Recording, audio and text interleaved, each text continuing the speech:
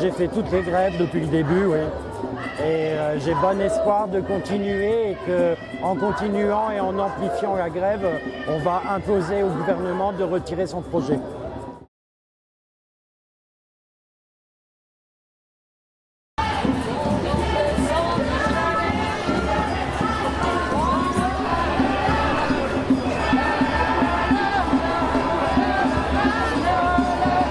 J'ai travaillé 4 jours au mois de décembre et 5 jours au mois de janvier.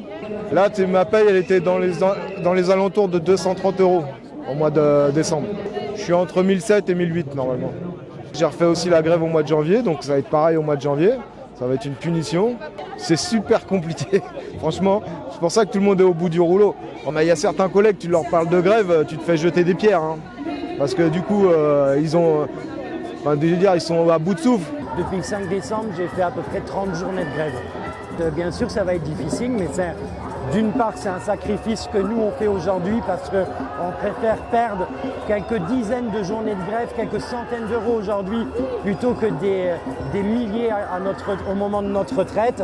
Et puis aussi, on s'organise, il y a des caisses de grève, la solidarité, parce que le mouvement est très populaire. Nous, on est venus ici alors que nos syndicats n'appelaient pas à venir pour leur montrer qu'il y avait déjà un certain nombre de personnes qui étaient prêtes à se mobiliser et que si elles appellent les confédérations syndicales à manifester à Paris, il y aura des dizaines, des centaines de milliers de travailleurs, de gilets jaunes, de retraités qui déferleront pour faire ravaler son projet au gouvernement.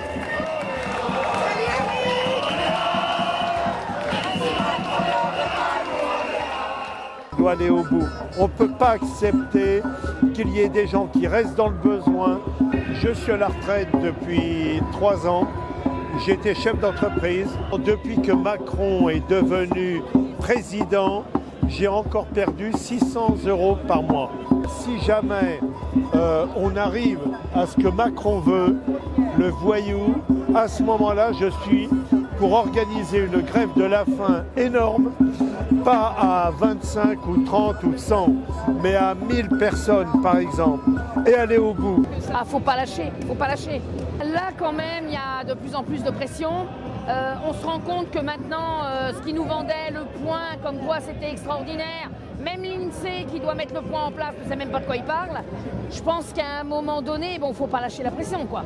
Si la rue continue comme elle a déjà commencé, et la rue a l'air d'être décidée, là quand même, ça monte, ça monte. Là, au début, les gens, les gilets jaunes, les gueux, les machins, là c'est les citoyens, c'est plus la même chose. Mobilisation, c'est pas raisonnable de penser que cette journée